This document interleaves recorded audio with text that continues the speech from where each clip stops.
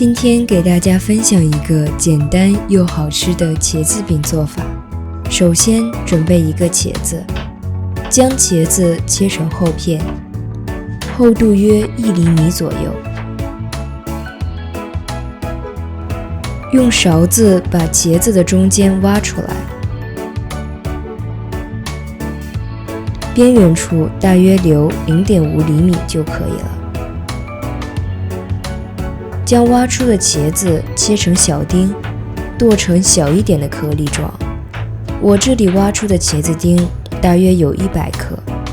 准备火腿80克，切成大约0.3厘米的小粒。小葱30克，切成大约0.2厘米的葱花。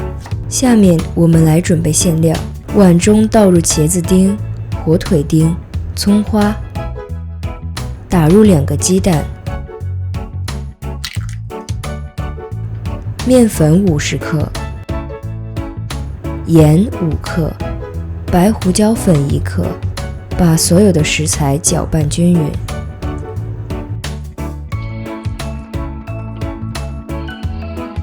锅中倒入豆油10克，小火放入之前挖好的茄子圈，放上馅料，注意馅料不要放得太多。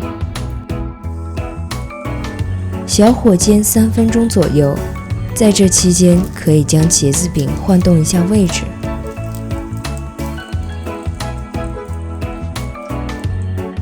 将茄子翻面继续煎2分钟即可。简单营养的茄子饼就做好了。喜欢本期视频的朋友，可以点赞、订阅、关注我们的频道。